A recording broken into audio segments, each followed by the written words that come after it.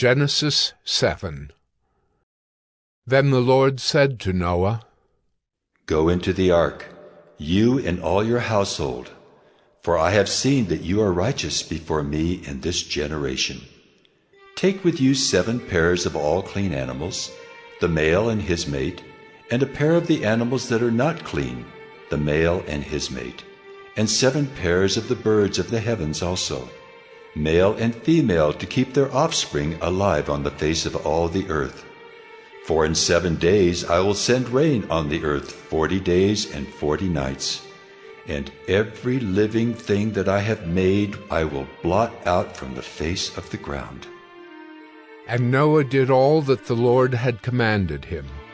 Noah was 600 years old when the flood of waters came upon the earth. And Noah and his sons and his wife and his sons' wives with him went into the ark to escape the waters of the flood. Of clean animals and of animals that are not clean, and of birds, and of everything that creeps on the ground, 2 and 2, male and female, went into the ark with Noah, as God had commanded Noah. And after 7 days the waters of the flood came upon the earth.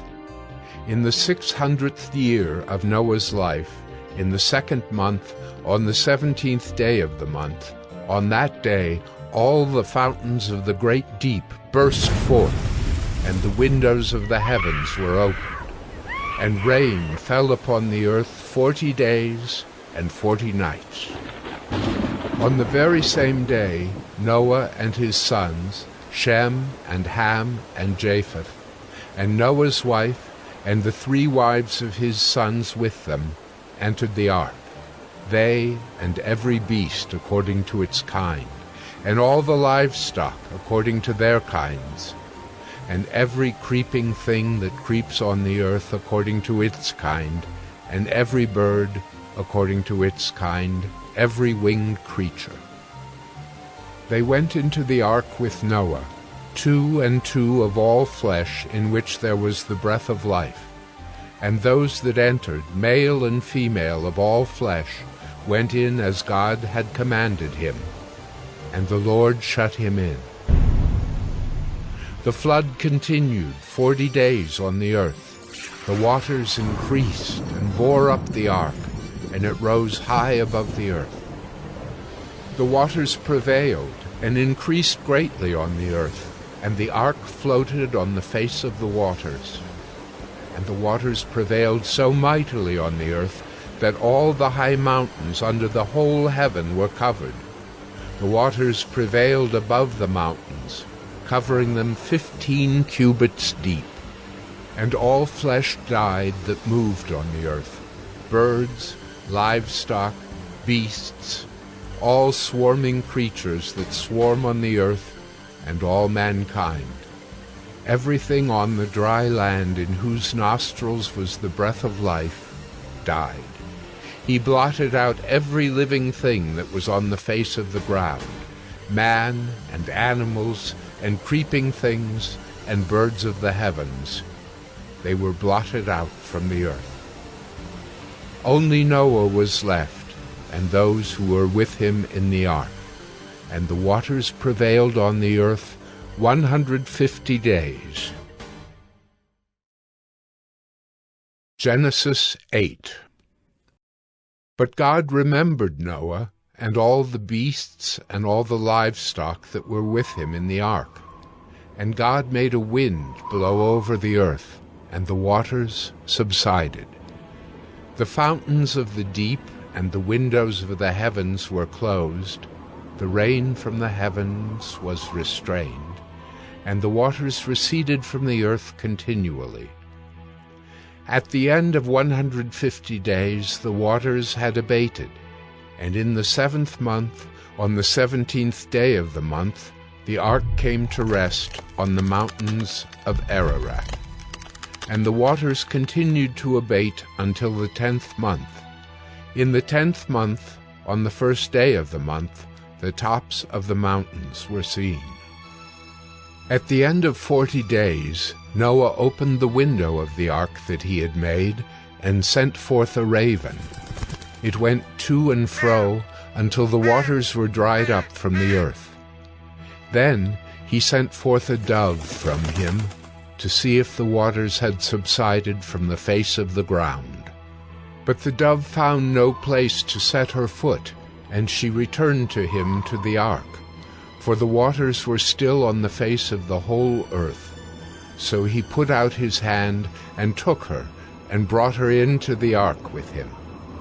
He waited another 7 days, and again he sent forth the dove out of the ark.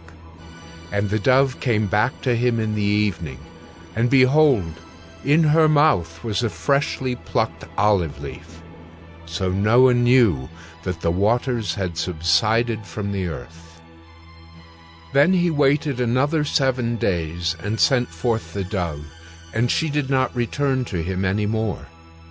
In the 601st year, in the 1st month, the 1st day of the month, the waters were dried from off the earth. And Noah removed the covering of the ark and looked, and behold, the face of the ground was dry. In the 2nd month, on the 27th day of the month, the earth had dried out. Then God said to Noah, "Go out from the ark, you and your wife and your sons wives with you. Bring out with you every living thing that is with you of all flesh, birds and animals, and every creeping thing that creeps on the earth, that they may swarm on the earth and be fruitful and multiply on the earth."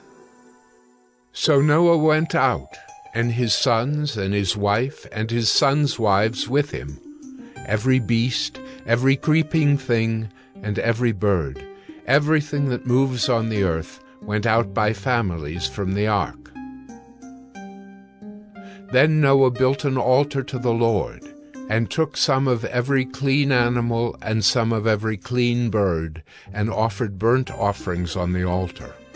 And when the Lord smelled the pleasing aroma, the Lord said in his heart, "I will never again curse the ground because of man, for the intention of man's heart is evil from his youth.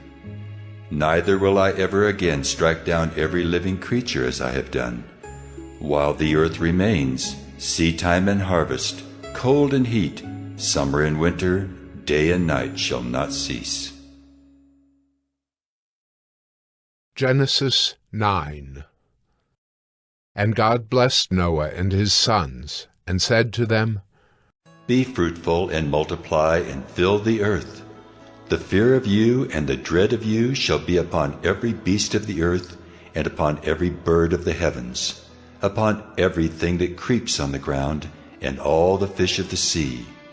Into your hand they are delivered. Every moving thing that lives shall be food for you. And as I gave you the green plants, I give you everything.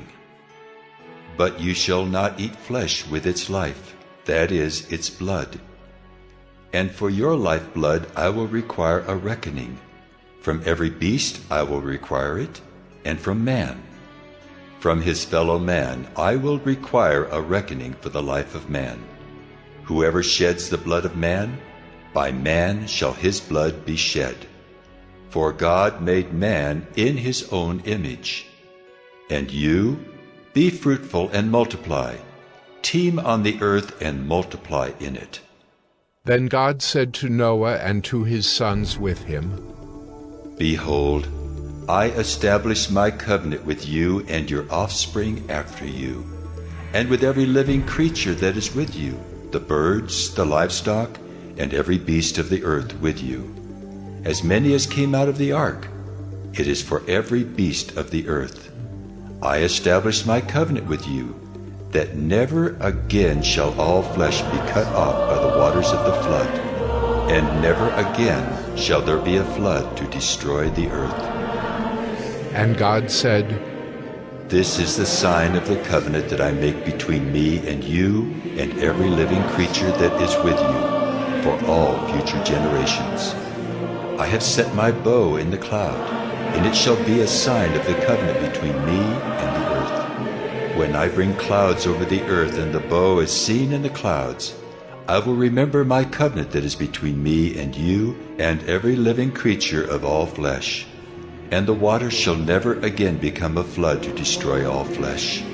When the bow is in the clouds, I will see it and remember the everlasting covenant between God and every living creature of all flesh that is on the earth. God said to Noah, This is the sign of the covenant that I have established between